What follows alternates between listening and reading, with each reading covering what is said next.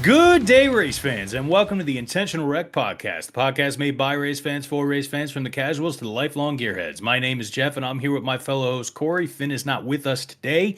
He's got some other stuff going on, so he's going to be out this week. So we are going to take over responsibilities for running this show for you. I know we are a week off after missing the New Hampshire show.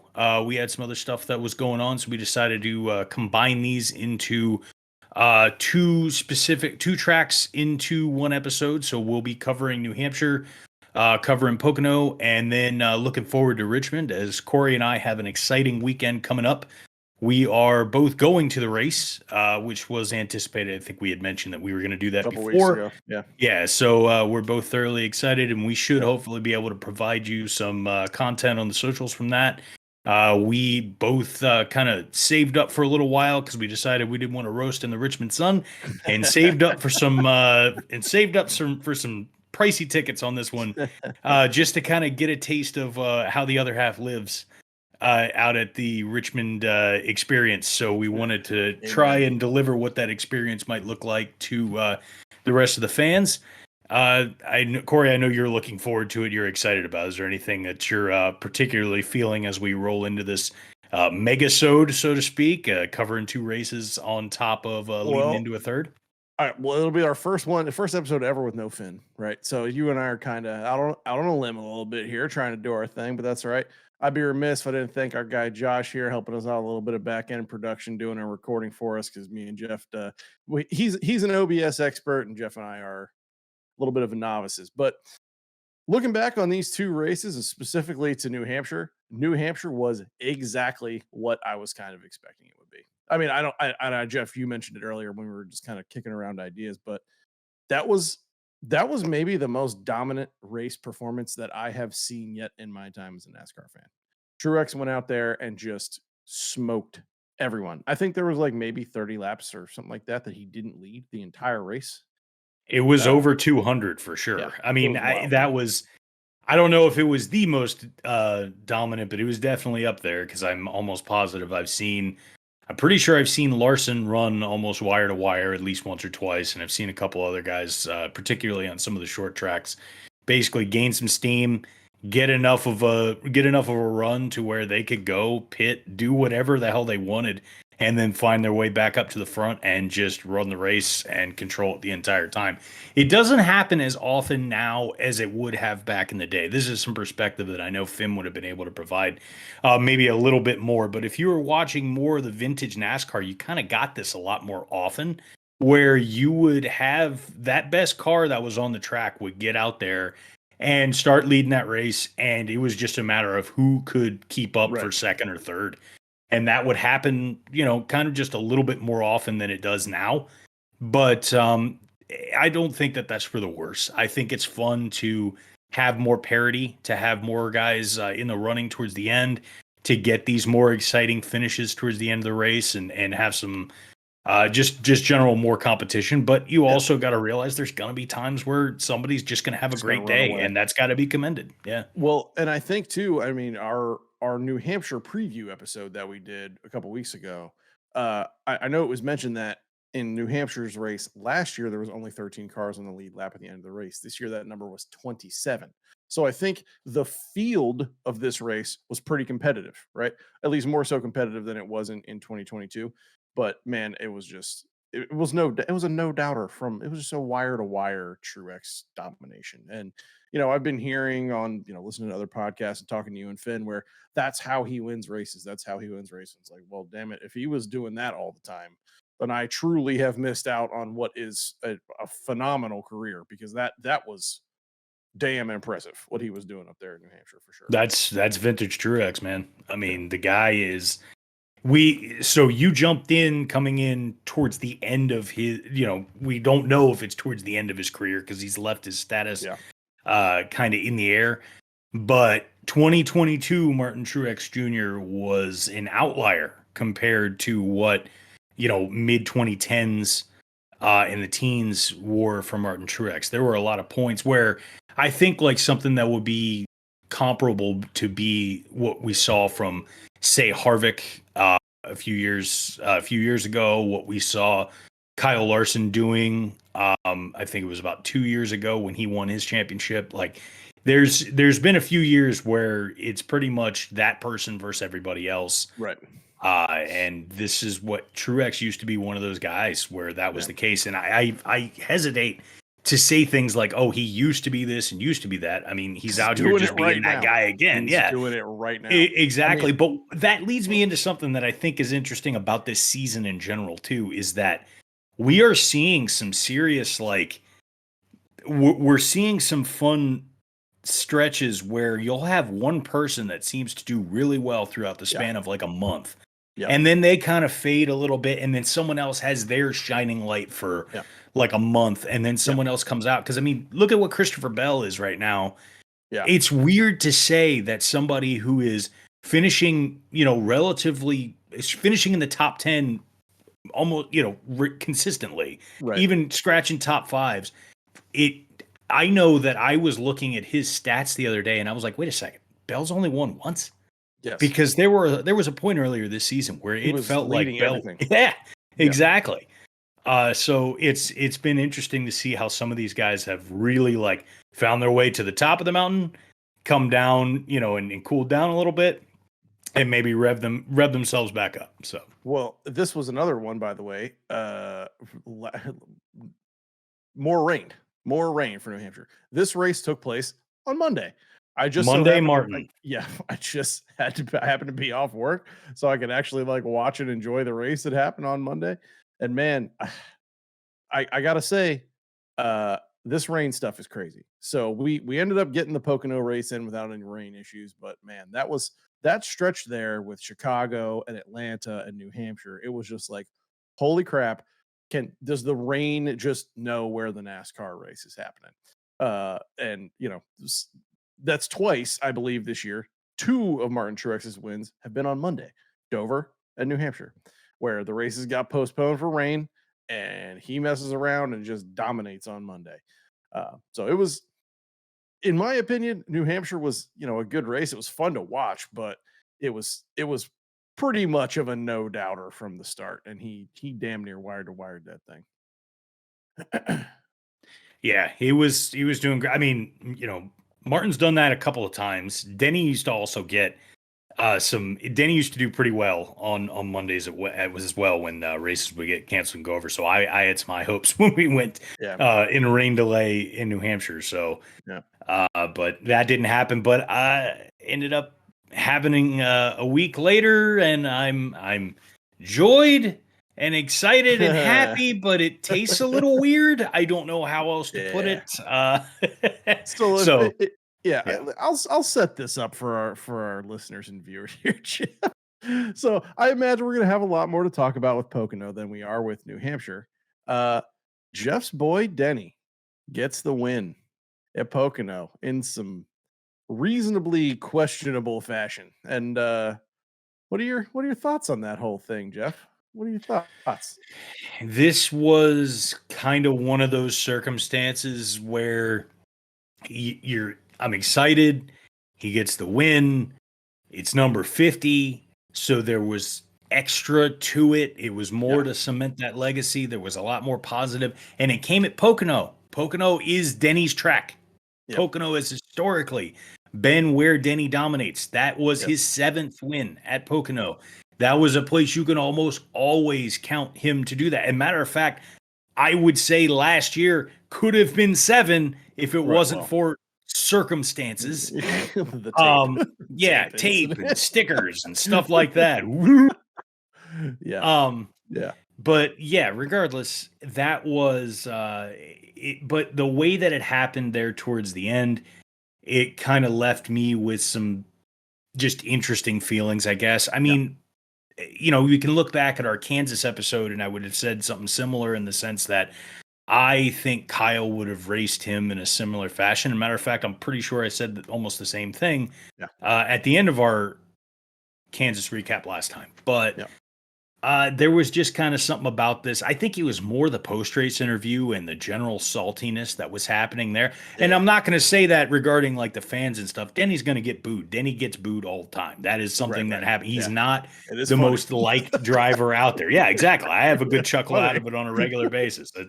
It's perfectly fun. Like it's Uh, fun watching, people boo Denny. It's great. It is what it is. But you can't deny what he is and what he's done and his legacy on this sport. He's one of the 75 greatest drivers. He's pretty much a surefire Hall of Famer. oh yeah, no question. The only thing that eludes him is to get that championship, and I can't begin Like, to tell you the joy that I will experience if I oh yeah. finally, get to see him get that, even if it's this year, even if there's weird circumstances, I will be ecstatic to see him finally get that. But either So way, I, yeah, I got that a go I on. got a little bit of a take for you, bud. Sure. I believe that Denny has created the blueprint for how to get wins at Pocono in the Cup Series. He has done the same thing 2 years in a row, where he's gotten the inside line at the front row of the inside line towards the end of the race, last restart, whatever, and then you get into the end of turn one and just move the guy on the outside up the track. He did the same thing to Chastain. I and I will say it like this. This is how I know that what Denny did was not dirty, because every single guy on that track who has now seen him do that twice, who needs a win, you bet your ass next year, whoever is needing a win and is on that, first, in second, third, whatever, they're going to do the exact same thing that he just did to Larson and he did to Chastain last year. It's just, yeah. I mean, is it not friendly? Yeah. Okay. You know what I mean? But it's just, that's the blueprint, man. It seems to me that when you got a lap or two left at Pocono, take the inside line, move the guy, and you're going to get the win. He's shown it 2 years in a row now. Well, that's what this is too. I mean, it's the gray print really, because it's just generally running into a gray area on race etiquette, so to Yeah. speak. Because that's the other thing when it comes down to him and Kyle. With those two, I feel like you kind of have to be somewhat careful when you talk about it, because Kyle has run people up the track before. Other drivers that are, in this league have run people up the track Yes. before. It's something that's happened. And this isn't me excusing sour actions. That Right. I felt I've that's why I've been trying to express this in a way to make sure folks know. Happy about the win. Felt like it could have been, maybe handled a little bit different. Yeah. Denny will still contest that he did not make any contact. I don't really know how. I mean, hey, if there's no actual marks on the car or anything like that, there are people who know about the sport much more than I do. But I can say that watching it, if he didn't, he came within, I mean, a hair Yeah. of Kyle there and What? manipulated the arrow to make things happen. Sure. But yeah, Here's the key to me of the whole thing. This is not open wheel, dude. This is not F1. You are allowed to make contact with the other cars. It is not a penalty. What he did was not against the rules in any way. This is just that's what makes stock car racing great. And to me, more exciting than open wheel is that these guys can make contact. It wasn't egregious. He didn't do what Bubba did to Larson for sure last year. You know what I mean? He didn't like come down the track and clear him out. He yeah, just moved him up the track a little bit. Yeah, he caught the wall, and it's probably not a great look. Did he make contact? I don't know. The camera angle is not really, really clear, in my opinion.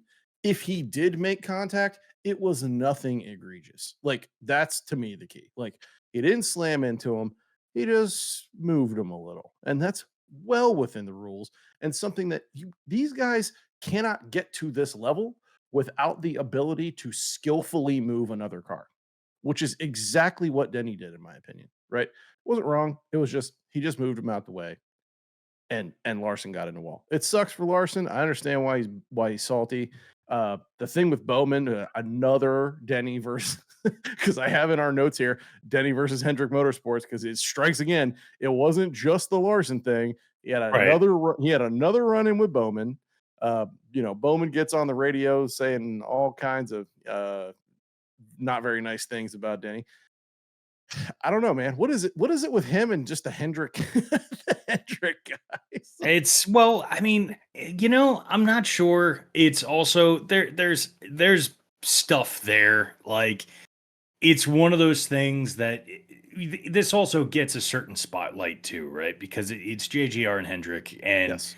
right now it's JGR, Hendrick, and everybody else with the way that this season is shaped up. I don't want to say that about some of the past years, but as of now, Joe Gibbs Racing has been up there. You look at the finish at Pocono, look at the last few races, and look at how many Toyotas have been up there towards the top. Even if you want to, throw 2311 in there just as the other Toyota squad and have that be involved, that's something to, just to throw out there. But I mean, the Toyotas have been in races consistently, Oh, yeah. basically every week this year. But Yes. going back to the point that you were making, I mean, Denny he's the experienced, seasoned name driver with Kyle Busch, out. You've got him and Truex taking the reins in regards to experience on the JGR and the entire Team Toyota squad. Yeah. And they both race differently. I mean, that's the thing is you get that. So the fanfare and also the public eye and the aspects of Hendrick Motorsports and Joe Gibbs Racing is one factor. And then you take premier drivers from either camp and you put them in, it just bubbles things up that much more. I don't know what it is about the magnetism between the 48 and the 11. It is a I, thing. I don't understand how they seem to find each other, but sometimes that's just kind of, NASCAR karma in a certain extent.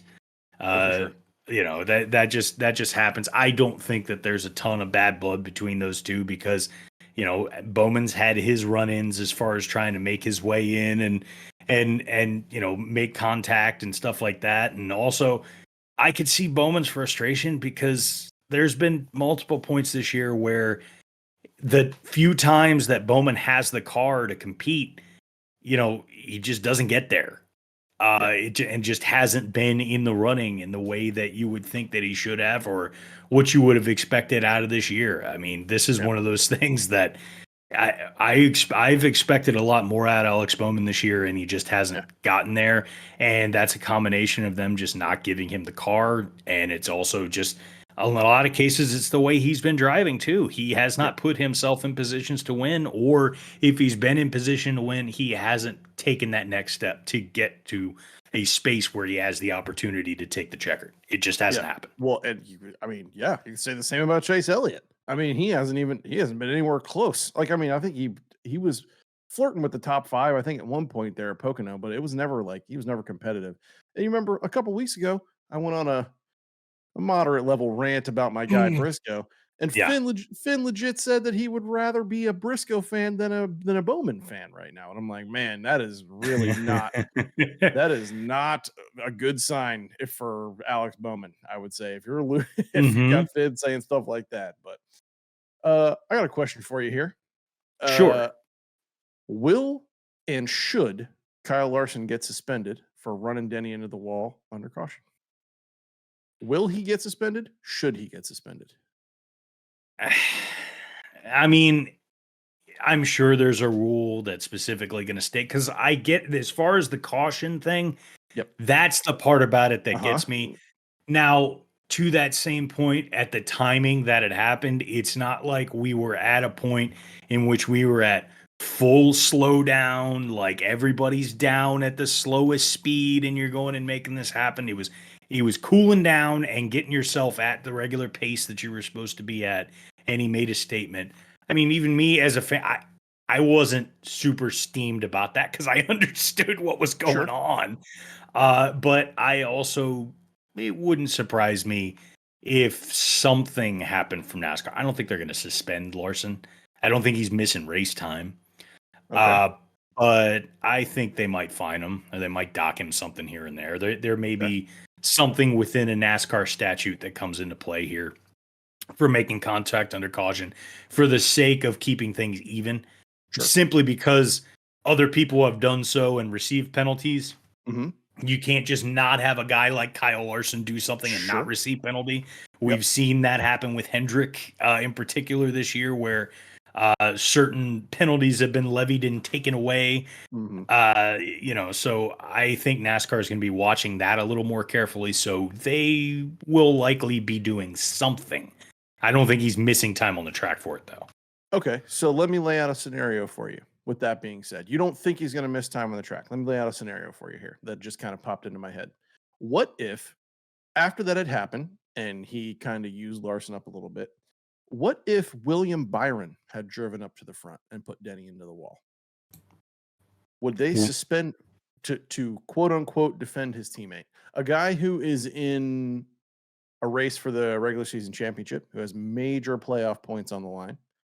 See, because here's my issue with what you're saying. I agree. I don't think anything will happen, but I would say he should absolutely be suspended, because the minute that you do this and you set the precedent that you can clearly and intentionally wreck somebody under caution, right? What's to stop other drivers from doing that weren't just involved in a wreck, right? Like if you're Briscoe or you're Bowman or you're Chase Elliott, you're one of these guys needing a win. Why not just go up and wreck the guy under caution who's dominating everybody? You're not going to get suspended, right? You increase your chances of getting a win. So my issue is the precedent, right? You cannot create an environment, in my opinion, where drivers can hit somebody else on purpose under caution, have no real tangible on track penalty, or at least I should dock points or something, right? Like it's got to be something that hurts the driver's season performance, not a fine, not dollars. Right. Like these guys don't care about dollars. Money. Ain't hurting anything. They don't mean anything. Like, yeah. So I would hope that NASCAR comes out and docks Larson some points for that. What Denny did was a racing event. What Larson did, in my opinion, was kind of just childish. Like you can't do that because he can get away with it, right? That just leads more into my conspiracy theory mind of Hendrick favoritism, right? Because everybody loves Larson, everybody loves Elliott, everybody loves Byron, Bowman. But the minute you make it okay for them to just slam somebody into the wall under caution and not dock them some kind of driver points, creating a lot of interesting scenarios there.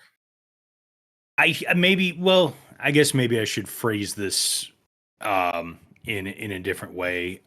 Just more along the lines, I think what I'm going for is I don't think NASCAR can get away with doing nothing, but we also know that this is a sport that, it's not necessarily like the NFL or NBA or some of the other sports in which you generally have, like, yes, there are penalty windows for certain activities, but NASCAR reviews everything with somewhat of a subjective eye based on the scenario and the context.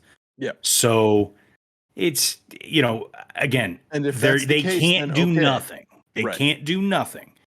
And there has to be some action that takes place. And I think it's got to be not money. Right. Not something other than money. I think points would be the most. I think points would be the most substantial that you could actually levy there. Yeah. Even if, we're at a point right now where playoff points could be a question on that. Yes. It's kind of shitty for Larson, but he's got to have a tangible penalty here, in my opinion. Right. If you don't want to set the scene for a whole bunch of shenanigans in the future as we get into the playoffs here, it's gonna get weird. Yeah. That could have ruined a lot of drivers' day if that didn't go how Larson planned on it going. You know what I mean? Well, speaking of that, also, here's the other thing, because this will lead into the next part. Does Austin Dillon catch a suspension for just chucking his helmet out there on the 100%. Track at somebody? 100%. If you this one's a no-brainer. If they would throw a fan out of the stadium for throwing stuff onto the track, they need to suspend their driver for one race for throwing a helmet onto the track. Like that is just ridiculous, childish nonsense. Speaking of that, also, by the way, whoever the asshole was that was, and there was probably multiple. Probably. I understand your feelings about a driver and the circumstances of what's going on. When Denny was doing his burnout or when he was making his way back onto the track, somebody chucked stuff onto the track from the stands. Yeah. Don't do that. Don't do that. Don't be that guy. I understand feelings come into play. You get mad, stuff's going on. Like I get that there's a heat of the moment factor. Like put it down. Yes. Do not chuck things out on the track. It's because just as well you don't go to a baseball game, football game, hockey game, wherever. And well, hockey has its own exceptions and traditions in this regard, but and so does Philadelphia. Right. Yeah, exactly. Regardless of what you have to say about certain things like that. Yes. Batteries seem to find their way. I don't know. Battery sales go up in Philadelphia at game time. Either way, yeah, on a racetrack where people are driving cars at 200 miles an hour, the disturbance that can happen with somebody throwing a bottle, throwing a can, throwing some kind of solid object out there on that track, like what that could actually cost. I mean, thankfully, this is the end of the race.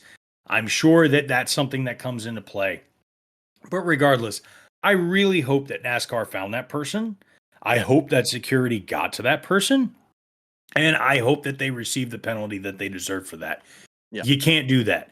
Go and like, I thought Denny's reaction to, I don't know if you saw his post last night or it was this morning, where it showed him driving and it showed the shots of all the people that were giving him the finger. Oh, yeah. As he was coming around, and his caption was, "I really appreciate all you. Looks like there's a lot of 11s out there," as everybody's giving him the finger as he drives by. I mean, do that all you want. Remember when we were at Richmond this past spring? There was that one guy that every single time Kyle Busch found his way around the track, it was just, it flipped the bird for 300 laps. Yes, it was every wild. Time he came around. And I'm like, man, that is diligent. And you know what? Good on you, dude. Yes. Go ahead. I may like Kyle Busch. Obviously you don't. Good on you. You do your thing. And that kind of thing, I don't really have a problem with. There's somebody with their kids that might have issues with what your language, implies and something like that. But you can take that up with them. But now we've seen a couple of things this year that are absolute no-nos. At that first race in Richmond, don't get up and try and get naked in front of everybody in the crowd. Yes, keep your pants on. And then number 2, don't throw things on the track. I feel like the bar is on the floor, guys. Oh, yeah. As far as the behavior that you can exhibit while you are at a race. Do not throw things on the track and keep your pants on. For sure. Not that hard. My goodness. So, I mean, that was there's some characters at a NASCAR race if you've never been. It is a real highly recommend. It's like nothing that you've ever experienced before. I can guarantee you that. Oh yeah. I gotta throw a little shade here at my Stewart Haas guy, Ryan Preece. He's gotta have some punishment too. You cannot maybe you can, I don't know. Wait for that other grown man to get out of his car before you start throwing haymakers. That's a real Bama move that he did there, in my opinion. It was just, come on, dude. Like, I know, like, I've heard that LaJoy really lit him up out on the track, and I get it. You're pissed. Things are not going well. All the Fords are slow.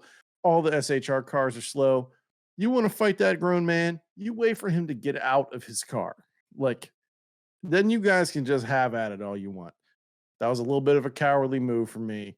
Wait for him to stand up so he can defend himself. Like, come on, please. Don't go reaching in through the driver's side. This is turning into Judge Judy NASCAR edition, but also, let's also take a look at the way that Joey Logano decided that you will not tow my car. This man got in there and was pissed at the. I've heard there's some wild content from his in-car microphone. I bet this was for the the Poconos, there Oh, was yeah. some scandalous stuff going Dude, on. yeah, what a wild race. And it wasn't just swingers. There Yeah. was some scandalous stuff going on at the NASCAR track in the Poconos this past, because I don't know if you remember, we were talking about this while we were watching the race, but some of the catty stuff that was happening on the radio, and when you listen to the radios for what Chris Gabehart said about Kyle Larson, and then Oh, yeah. the response from Larson's radio team about what was going on between Gabehart saying, like, I know he's your buddy and all, but and Yeah. then after that, it was, and I hate that I'm not remembering Larson's crew chief's name. Because I love that guy. I think he's amazing at what he does, but his name is escaping me right now. And he was in Larson's radio, and he was like, "Just wait till you hear what they said on the 11 radio." And I'm like, "Oh man!" Like I'm gonna take a shot here. Is it Chad Knaus? No, it's not checking out. No, okay. No, he's no. somebody else at Hendrick now. He's All right, yeah. I had to That's take my not it. shot, but Finn's not here to answer that question instantly, so I had to shoot my shot.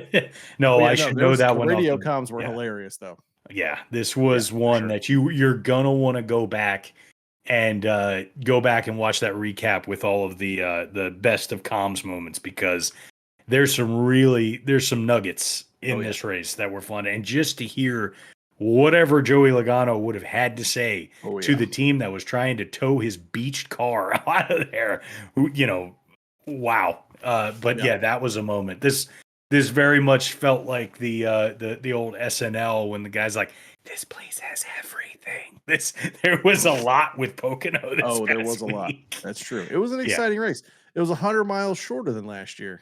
Yeah. Like we had that conversation earlier in the year about could these races be shorter. I think that was sent into our mailbag by Finn's boy, Old Keller. Yeah. And he said, "Can we shorten these races?" You know what? That race was just right at 400 miles this weekend. It was just right.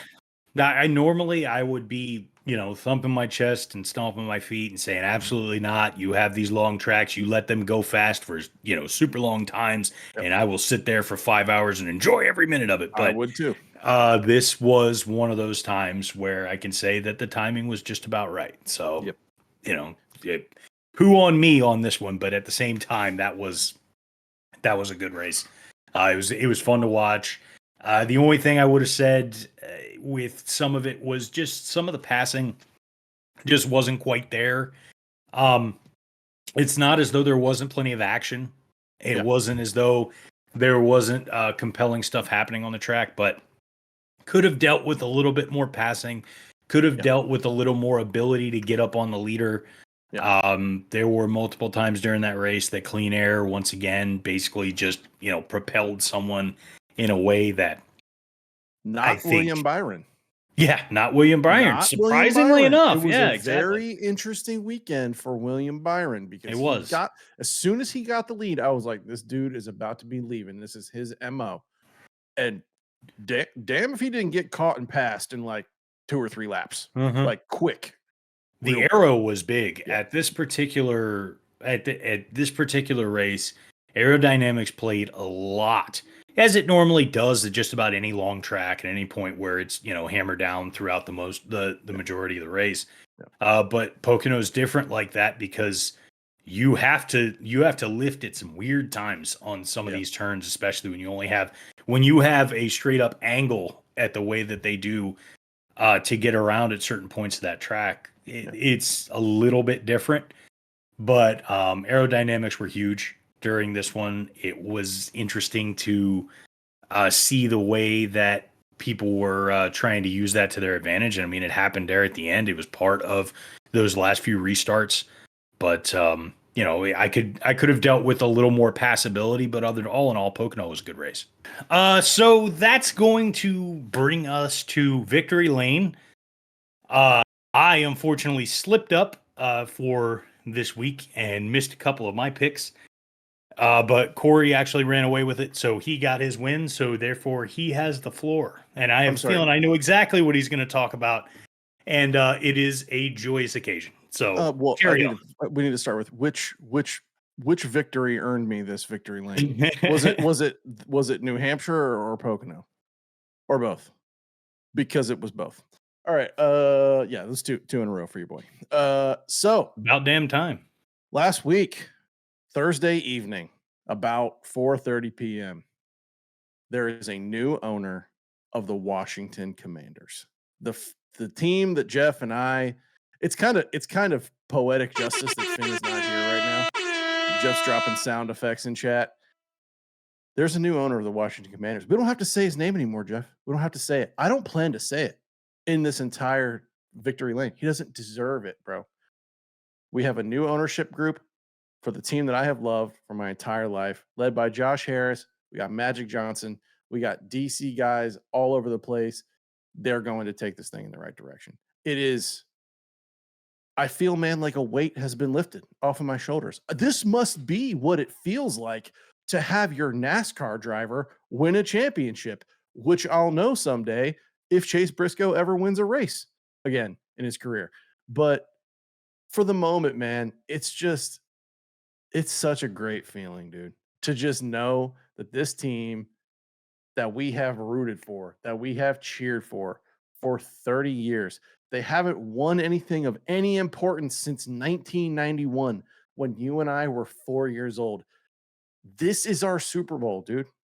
Like, that's what this is. It's the thing that we have been waiting for. A Super Bowl, an actual championship on the field, Jeff, was never going to happen under the previous ownership. There was nothing that they could do.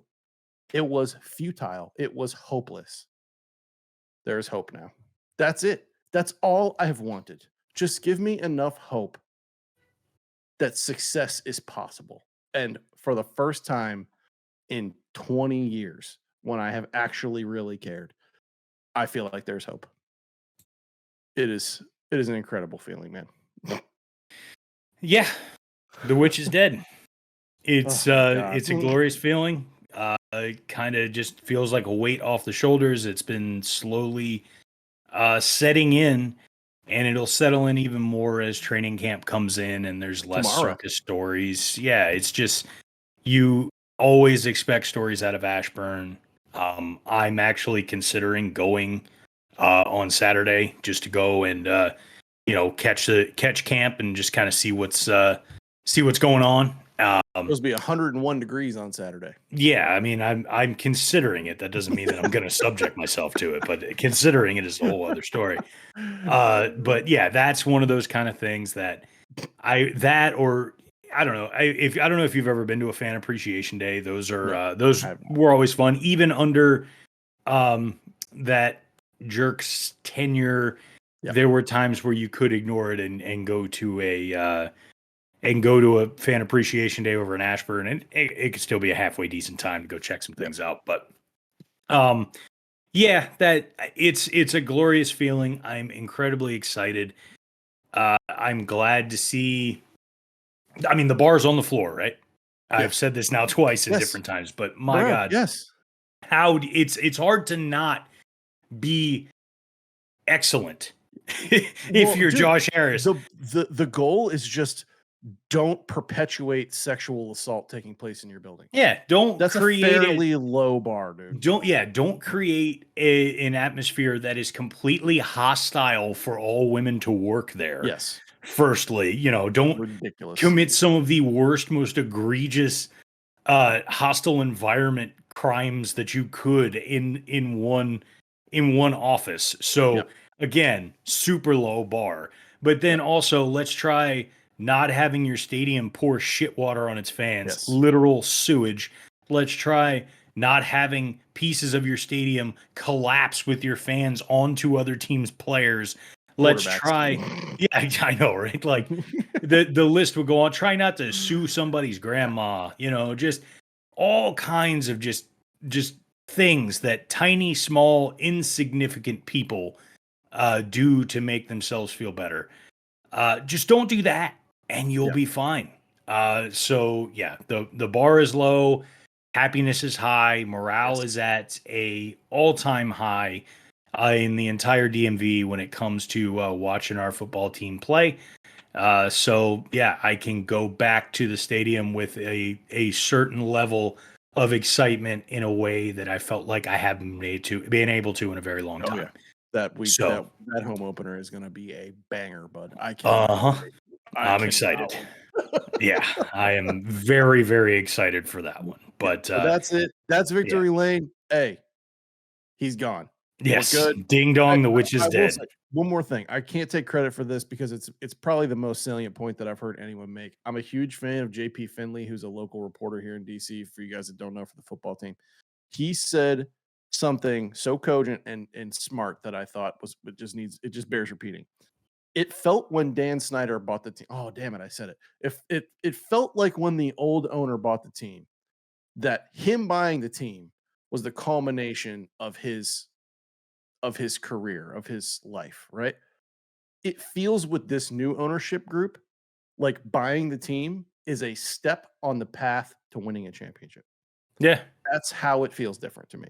that's And fair. Yeah, it's such a smart point that I just when he said it, I was like, man, he's absolutely right. That's what it feels like. Buying the team is cool. These guys have moved instantly on from buying the team to getting to work. We thank you. We love you. Welcome to DC, Josh Harris Group. Hell yeah, that's victory lane. all right. So we move on from victory lane to Richmond. Oh, Uh, buddy. I cannot stress enough again how excited I am every time that we come to Richmond, and I also cannot stress enough how much we need to bring this back to being a night race every year in the summer. My God, 90 Why is degrees it and not? 40% chance of rain. Well, your guess is as good as mine, bro. Like, I understand, trying to have more early races than night races. I understand, that factor of it. But also, if you're going to go early race, maybe we take it back and go back to the noon starts. That may be an unpopular opinion for some, but I wouldn't mind it. Yeah. I I find it a little odd that for some reason at this particular time of year, why NASCAR would not be trying to get every single night race that they possibly could. I mean, this is like if they were to start this race at 7 p.m., yeah, it would go till 10 or 10:30. That's kind of just the way that it is. There's lights at Richmond, but what you have in the summer is more daylight than usual. And right now, the end of July, the race will take place on July 30th. You're starting to ramp into football season, NFL and college, right? You have people who are hungry for content. You're going to have people who are there at 7 or 8 p.m. on their Sunday, like, man, only 2 more weeks until Sunday night football comes back, right? But for whatever reason, we don't take this race at a historic track of Richmond where they could easily do a night race and do it in that prime time Sunday window. I can't. Maybe it's a TV viewership thing. Like, I don't is know if that the it's core of it? viewership. I don't know if it's viewership. I have a feeling it may also have to do with just NASCAR TV deals and may have to do with the actual just it may have to do with broadcast because this is the other thing to take into account is that as we start heading into September, and NBC is covering NASCAR, they can't very well be going Sure. into Sunday night football time Right. while the NASCAR race is just kicking off as the game is kicking off. They're Well, not yeah. going to do that. Well, they're not going to compete with. Well, but here's the thing, though. But that's an argument to have NASCAR races not on the weekend. You know Well, what I mean? that's Like, never going to happen, and I would argue against that all day sure, anyway. I Like, agree, but like they're going to compete with. It's early September. They're competing with the NFL, even well, at 3 yeah, p.m. on Sunday. Yeah, like throughout a lot of football season, yes, that's yes, just generally going to happen yeah, because we're going to be seeing instances, coming up here in the fall, just like all the time, where it starts to hit mid September and football season's getting into swing, and NASCAR is moving its way to and through the playoffs, and is going to carry on, through October as well. So, it competes with basically all of the fall and winter sports as that yeah, happens anyway, because the NBA and the NHL are going to kick in October as well. So it's just something but this is one that has always escaped me. For the last, it's just a thing. It yeah, was always a thing throughout the majority of my life. You had the Richmond Day Race and then you had the Richmond Night Race. yeah, That was a thing for, that always yeah, stuck in your mind. And people would say, I'm going to the Richmond race this year. And you go, which one, the day or the night race? right, Not the summer day race or the spring day race. It right, was this, the spring day race or the summer night race. And there was a time where it was a playoff race too, which made it that much, which Oh made yeah, it that much more yeah. interesting. Well, You know, I, it's a I'd love to playoff see race Richmond for a as a lot of playoff track guys, again. Yeah, dude. it might as Yeah, well be. It's do or die in a lot of cases. we are Yeah. in the like starting last week, and well, especially now that Denny got another win. There's 5 races left, dude. Yeah. Like, there's a lot of guys who I'm looking at you, Chase Elliott. You got 5 races left. Hmm. He's not pointing in, dude. He's just not. No, He's not. It's not going to happen. So no. I think we're coming up to a stretch here. Richmond, Michigan, Indy Road Course, Watkins Glen, and Daytona are the next 5. And dude, it is going to be an absolute shootout every single week. And I could not be more excited to get to go to Richmond when it's going to be. I mean, I've heard some crazy numbers, but I pulled up the forecast for Richmond on Sunday right before we started. Put in the notes here, 90 degrees with a 40% chance of rain. Of course, the 40% chance of rain, but dude, I cannot even imagine because we got roasted in April, dude. We went to the April race and I got fried Oh, sitting out you and in the me sun. both. Yes, Yeah. it was barely spring. It was barely not winter, and we still got roasted. Dude, going out there to Richmond on July 30th with it being 90 degrees and humid, bro, Hmm. it is going to be I don't know how people could go and sit in the stands, dude, seriously. Well, I couldn't do it. let me pass along a word of advice for anybody that's watching and listening. And you may be going to the Richmond race, and you haven't bought your tickets yet. If someone is trying to, if someone is going, hey, I got some tickets for you. They're in the dogwood section. They're Don't do great seats, and they're giving it to you at a strange discount. Um, that. Let me Yeah. tell you, we sat in Dogwood Sea in the spring. The sun never left my face. No. And it was a For three three and a o'clock half race, just like this 3 one. hours. The sun was just hanging out right here the entire race. Yes. So just beware, bring your seat cushions, Yeah. bring whatever it is to try and and a shit ton of sunblock and Yes. drink unholy amounts Well, of dude, water. honest to God, there's no sunblock on a planet that's saving you. No, You gotta just wear you gotta wear long sleeves, dude, and just jeans it's and like and hanging just out sweat at it the out. sun. Yeah, Yes. it's Still wild. crazy. I Yeah. will I'll be the first to admit I am soft, buddy. I'm soft. I would not be going.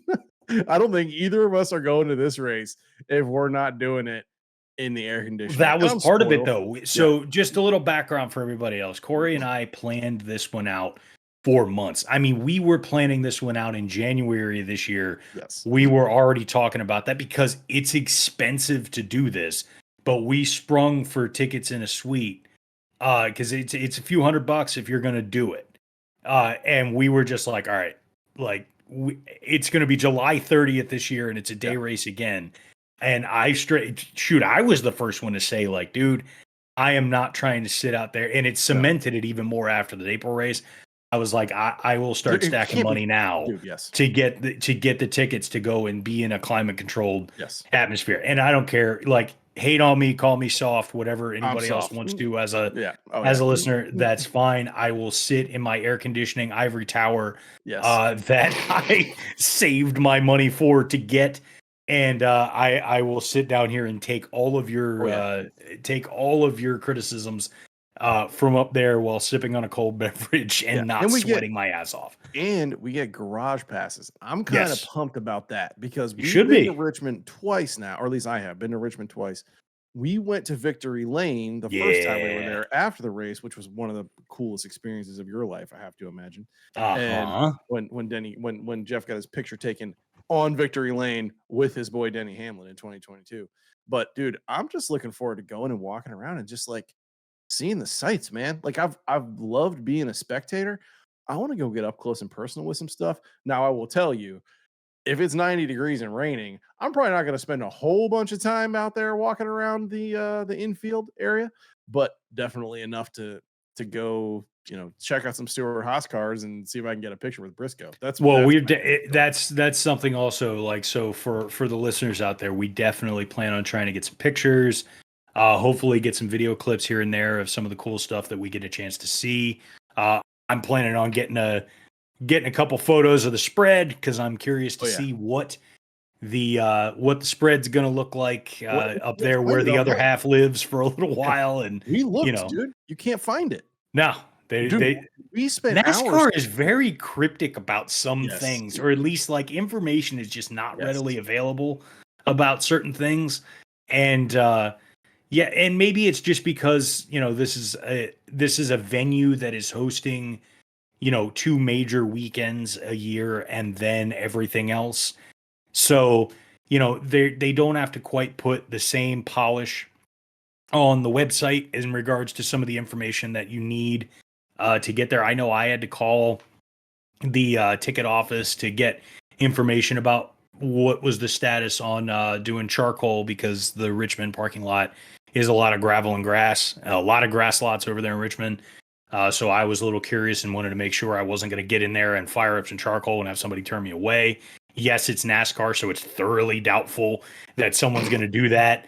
NASCAR is very lenient on so many things, so I didn't expect it, but I always like to check and make sure. Because the last time that we went, I think I was cooking for there was at least 10 of us, Oh, right? I was saying it was 10 or Yeah, 10 or 11 I was people. cooking for like 10 people, and the last thing I needed was to go and get all that food and get everything out there and then find out that it was going to be a no-go. Yeah. Not this week, brother. No. And that's Not the this other week. thing. Yeah, Nope. this week we're just we're going and going to go live the fancy life for a little while and kind of see what goes on. But, catch us Take next pictures, year you at the guys. spring race. Yeah. Look for us. Maybe we can get a flag made or something like that we can fly Yeah, over that'd at be the cool. car for the spring race, and if we ever decide to brave Dover again, we can do something like that and have a flag out and just say, any listeners want to come by and have a beer and chit chat with us, more than welcome to. But regardless, yeah, that's going to be fun. I'm very much looking forward to it. I'm excited to see Richmond from higher up. We Yeah. usually so we don't have the greatest view of what's happening on entry to turn one. That's normally where we typically sit, is about 6 to 10 rows up from the entry to turn one. And multiple times there were wrecks at that exact point where we couldn't quite see what happened. So it'll be interesting to see Richmond high up. I'm really looking forward to that.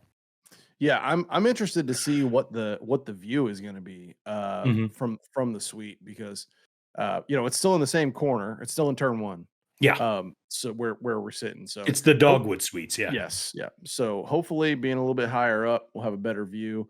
I know our view will be better because I'll have a plate of all-inclusive food and a nice cold beer in front of me and air conditioning because I'm soft. But yeah, that's gonna be our Sunday. I'm pumped. We need to get a lot of pictures, man. We need to get a lot of content.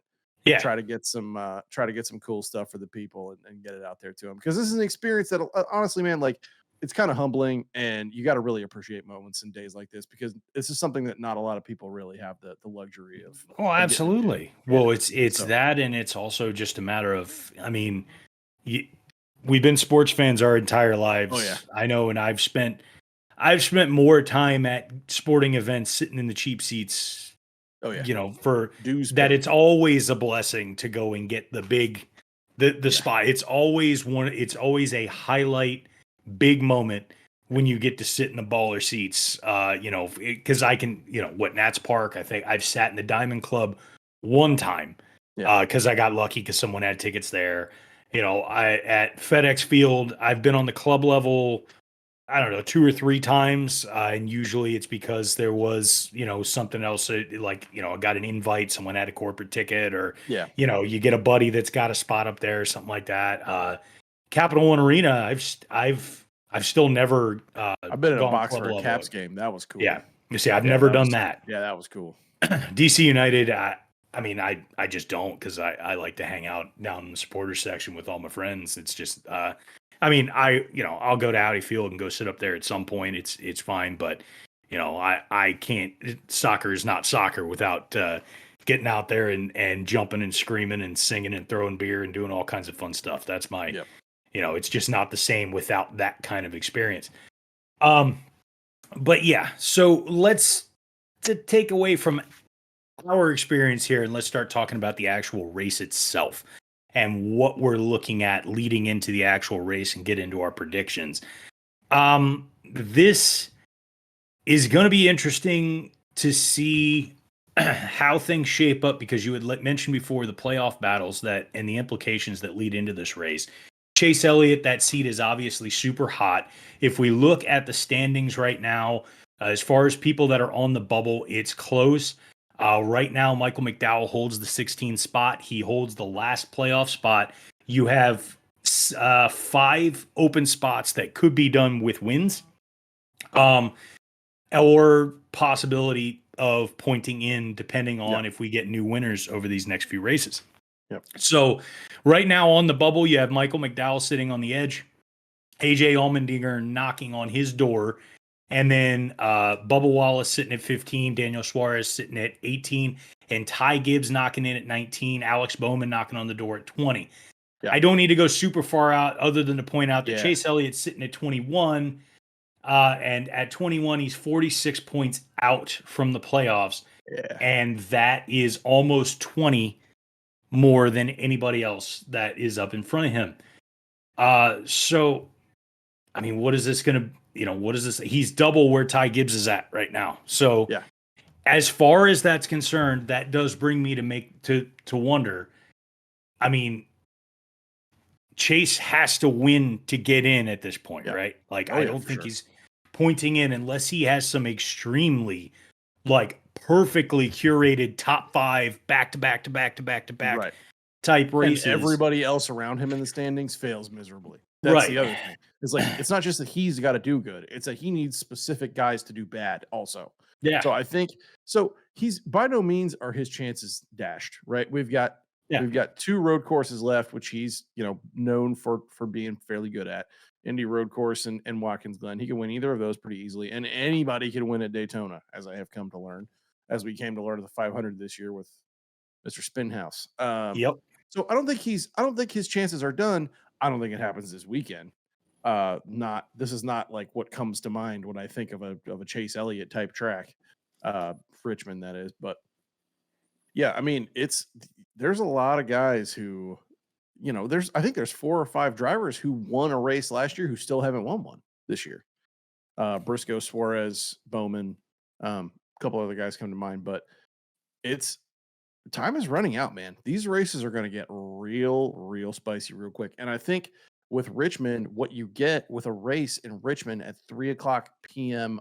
on a Sunday in July in Virginia it is going to be way slick, dude. Like, I don't really remember the Richmond summer race from last year very well. That was, if you remember right, the weather actually, it panned out because we were sitting around kicking ourselves, and it ended up being this like beautiful 70-degree day, and but we didn't go because it was like the potential for weather on like the potential for bad weather on top of the hot weather was one of the things that was keeping back, because we had that other experience at Dover last year getting rained out, which kind of soured the taste a little bit. Here's what I want to know, and I wanted to get your take on. So if you're looking at the standings right now, to me, the most significant spots, and this gets even more heated if somebody else wins that hasn't won yet, that isn't sitting in the top 16. Right. So right now, the 15 and 16 spots are at plus 27 and plus 17. And that's Bubba Wallace, and that's Michael McDowell. Okay. And then right underneath them, you have AJ Allmendinger, you have Daniel Suarez, and you have Ty Gibbs, all at minus 17, minus 23, minus 28. So, which is really crazy when you consider the fact that means Chris Buescher is over 100. Like, he has the potential to have pointed himself in. Yes, I believe he has. Right. So, to me, right now, the most significant bubbles to watch are going to be Bubba, McDowell, Allmendinger, Suarez, and Gibbs. Now, that's not to say Bowman isn't part of that, but those 5 are the guys that you're watching right now, because they're going to be bouncing around like crazy in those playoffs. Especially when you consider that you have Allmendinger in that mix, and 40% of the remaining races are road courses where he dominates. Well, not dominates, but he's super effective at road courses, and he's got 2 of them. Yeah. out of the next 5 races. So I think Mhm. if you're McDowell, you're looking to show out this weekend at Richmond and next weekend at Michigan to try to build a little bit of a cushion over Allmendinger. Yeah. If Well, Allmendinger does Suarez something, too. yeah, I mean, that's yes, the other that's true. it's Yeah. Suarez as Yeah, well. yeah. The mixture of races of stylistically of the races over the last 5 is super interesting for the guys that we have on the bubble. And honestly, man, anything could happen. I think Bubba gets in. Okay. I think Bubba gets in. I think that last spot, you're Yeah. probably you're Is looking at Bubba the almost last point spot? no. I think Okay. 2 guys get in on points. How Okay. many spots are there's 5 spots left, and you 5 have spots open without wins. Harvick, Keselowski, and Busher are all pretty much locked in on points. Right. So right. So for one of them to get knocked out, you need 4 more winners. Doesn't Yeah. look like that's gonna happen out of the next 5 races. Right. I would venture, right? That's why I So say 15 and yeah. 16 are the bubble spots. Yeah, I could see Allmendinger getting a win at one of the 2 road courses, and I could see Elliott getting a win, one of those 2, and Daytona's an absolute wild card. Anybody could win. Hell, Briscoe could make the playoffs. Like, you know what I'm saying? Anything can happen in that last Daytona race of the year. So I think Bubba's in on points. If I'm McDowell, I'm pushing real hard this weekend and next weekend at Richmond and Michigan to try to get that to grow that bubble a little bit just in case. Um, but man, it's going to be an absolute shootout. That bubble's going to be fun to watch the next couple of weeks for Oh sure. yeah. The next few ovals in particular are going to get Oh, yeah. real hot because Yes, Michigan's I mean, great. yeah, Michigan's going to be real intense. Yep. And so is Daytona, but Oh yeah. it's just going to be wild kind of trying to see those last guys sitting on the bubble really try and make their moves here.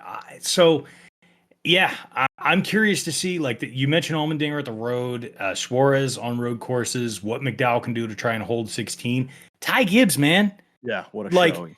getting his What a- getting his P5 at Yeah. back here at Pocono, and he's been quick.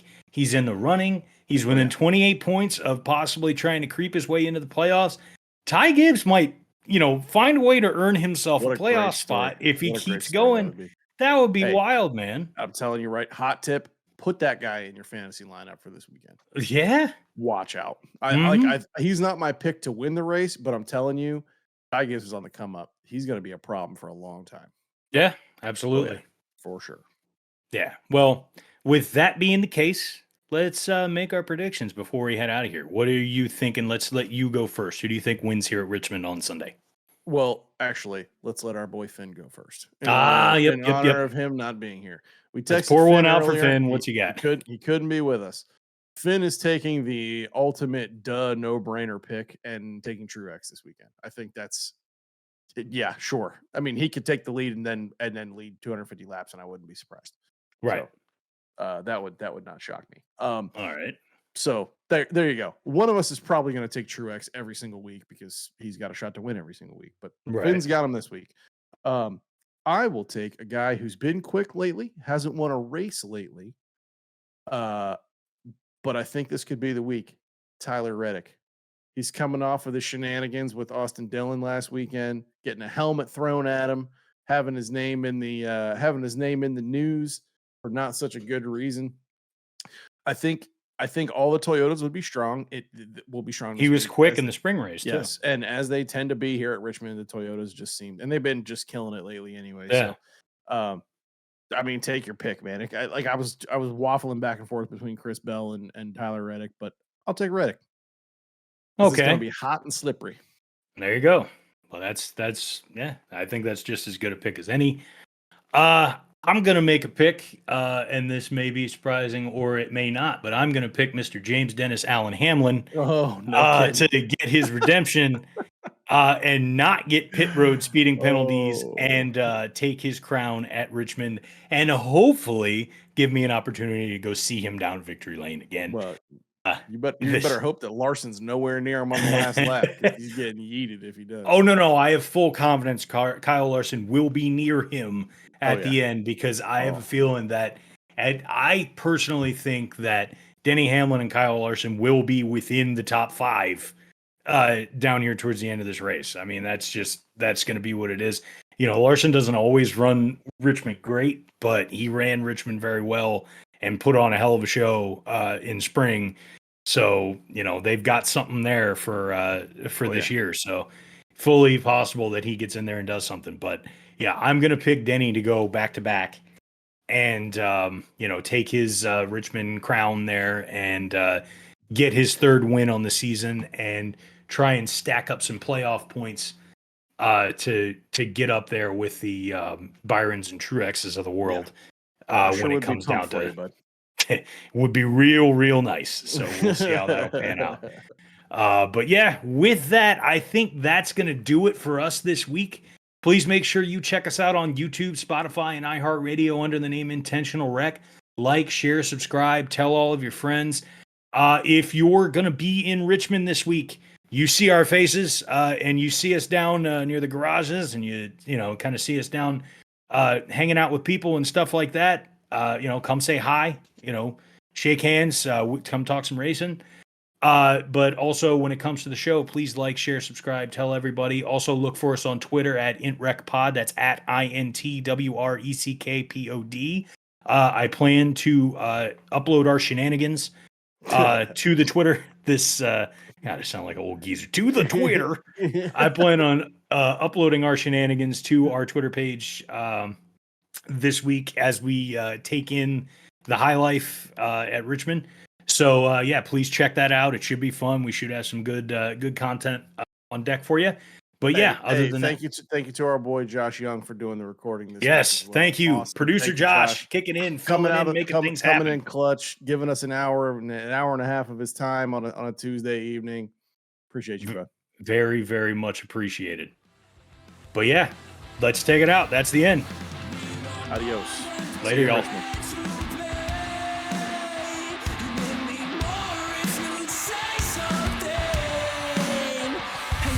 Take what you want from me.